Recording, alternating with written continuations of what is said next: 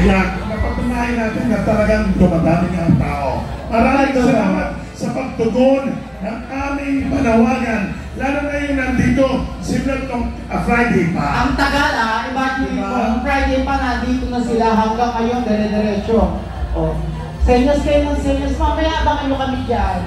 Hina naman, JIL! INC! KOJC! Kristiyano!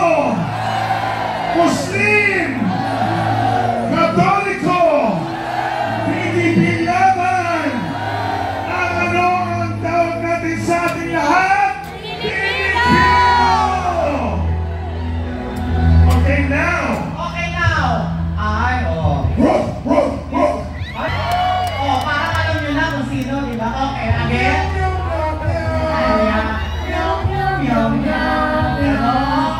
Ladies and gentlemen, para muling magbigay ng inspirasyon sa ating lahat, from Dasmariñas, Cavite, Congressman Kiko Miao Miao Barzaga!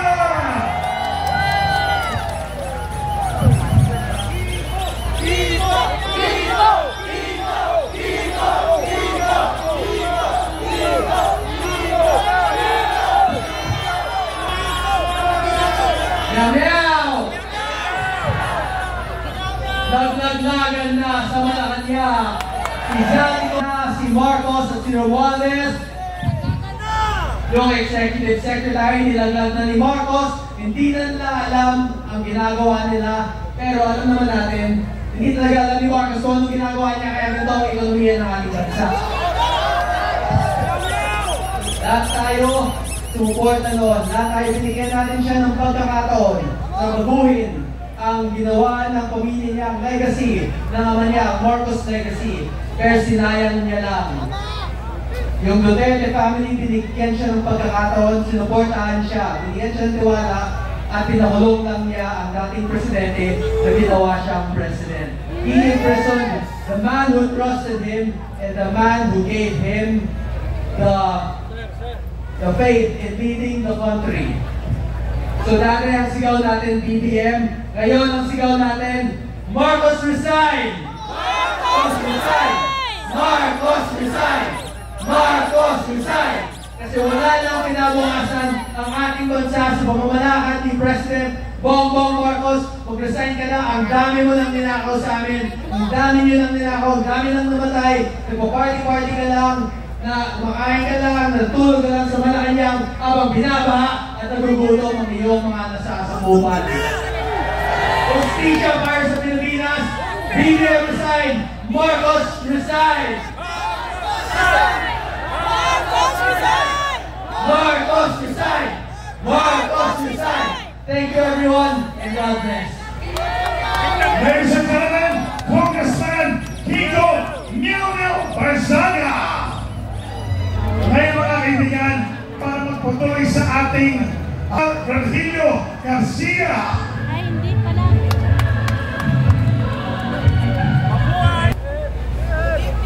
Magandang gabi po sa inyong lahat. Magandang gabi! Okay pa ba kayo dyan? Okay na, okay!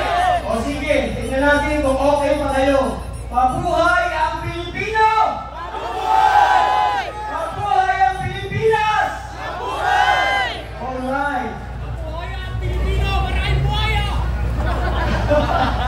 Ano ko sa inyo? Tanga ba ang Pilipino?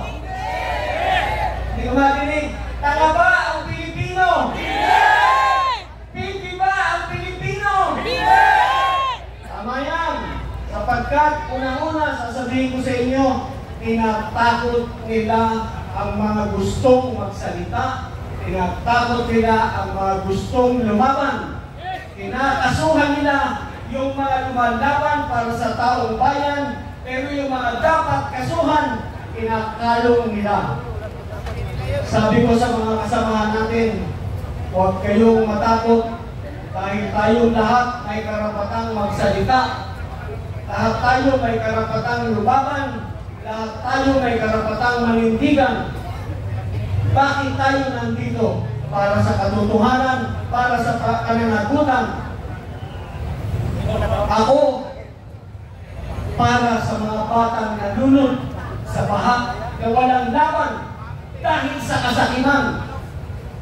Yung mga ama na hindi na uuwi, yung mga kapatid na hindi na makikita muli, hindi nyo na madidinig, hindi nyo na mayayakap, walang laban. Nandito ako para sa kanila, para ipaglaban sila katulad din lang ninyo. Pinapatahimik tayo. Niloloko tayo. Balikan natin yung sinabi ni Kong Mike tungkol kay Gutesa. Ngayong si Gutesa ay mayroon ng bagong salaysay. Wala na bang silbi ang una niyang salaysay? Mabisa pa po iyon. Hindi po yun nagbago. Kung ano yung una niyang sinabi, yun pa rin yun. Lalo na sinugundahan siya ni Saltico. Alright, corroborated yung kanyang statement. Natatakot na sila kaya ganyan ang ginagawa nila. Ngayon, kaya sila dribble ng dribble para magawa nila yung pagtatakip na gusto nilang gawin. Bakit dribble? Merong pagdinig sa Senado. Merong pagdinig sa ICI. Pagkatapos niyan, may pagdinig din sa DOT, sa Department of Transportation, as DPWH. Pagkatapos, meron din. Magkakaroon pa rin ng pagdinig sa Ombudsman bago sila makapagpayo ng kaso. Ang haba ng dribble, may kaso agad. Wala pang kaso yung mga dapat kasuhan, pero yung katulad ni General Pokis, kinasuhan na. Inciting to sedition daw, hindi kami magkakamali na maggawa niyan sapagkat kami sa United People's Initiative ang pinaglalaban namin ay ang paggalang sa saligang batas, ang pagsunod sa saligang batas at pagtatanggol sa saligang batas. Kaya hindi kami magkakamali na tawagin kayo at hikayatin kayo na tayo ay mag-overthrow ng gobyerno ito. Pwede natin sabihin, Marcos, Resign! Marcos, Marcos, yan, pwede natin sabihin yan, pero hindi natin pwedeng sabihin, tara sa Malacanang, ibain namin yung bago at pasokin namin yung loob. Yun, exciting. Pero hindi natin gagawin yun. Mag-resign siya dahil yun ang gusto ng taong bayan. Yung sinabi ni Saltico, wala raw visa. Kasi hindi sinumpaan, madali naman sumpaan. Pero ang importante, nagsalaysay na siya, nagsabi na siya kung sino-sino ang mga involved sa malakihang nakawan na ito. Madaling sumpaan. At nagtutugma yung kanilang mga salita.